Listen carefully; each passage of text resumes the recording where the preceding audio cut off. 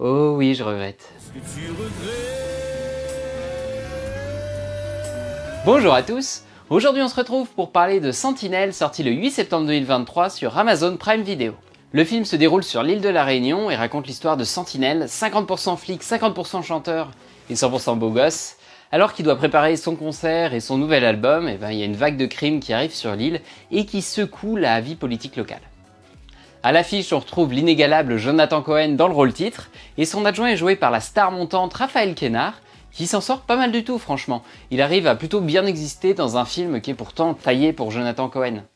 Et le film est réalisé par Hugo Benamozig et David Caviglioli. Ils avaient déjà signé Terrible Jungle il y a quelques années avec Vincent Dedienne et puis Jonathan Cohen encore.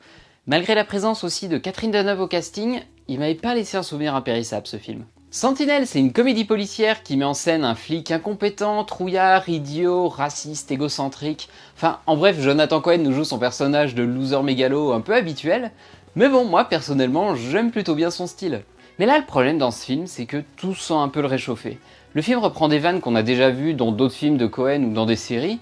Il reprend aussi un peu l'esprit des comédies policières dans la lignée des Y a-t-il un flic pour sauver le président, etc. Mais du coup, ça fait un rendu qui est quand même pas super moderne.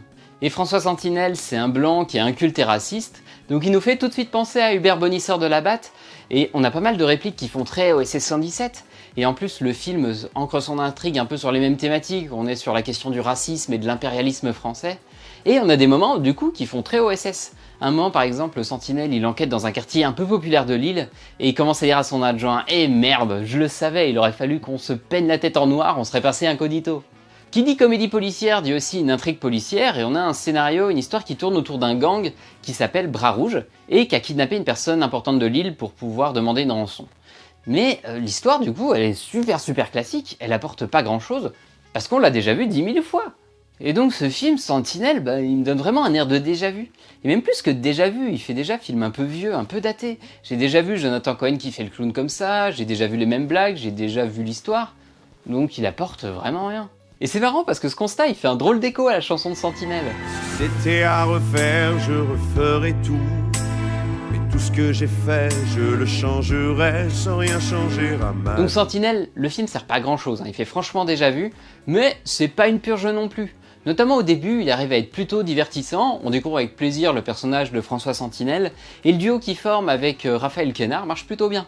Et moi, il y a quand même quelques passages qui m'ont bien fait rire. Le clip de Sentinelle, le coup de la marionnette, et le meilleur moment du film, c'est dans une voiture quand Sentinelle essaye de passer un faux coup de fil. Mais bon, voilà, c'est dommage parce que plus on avance dans le film et plus le film s'embourbe et tourne en rond, et la dernière partie, elle est franchement pas intéressante. Et pour terminer, parlons un petit peu du message. Comme je vous le disais, le film se déroule sur l'île de la Réunion et l'intrigue tourne autour, vite fait, des questions raciales, des questions de l'impérialisme et du colonialisme français. Alors, c'est absolument pas creusé, c'est très caricatural, ça sert juste de décor, mais il n'y a pas beaucoup de profondeur à en retirer. On est vraiment sur un film 100% comédie. Mais bon, c'est quand même plutôt cool d'avoir choisi cette intrigue plutôt qu'une autre. Et bordel, qu'est-ce que ça fait du bien d'avoir un film qui n'est pas tourné en métropole!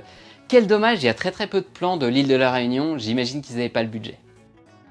Et voilà, Sentinelle, j'ai pas grand chose d'autre à dire parce que le film est très classique.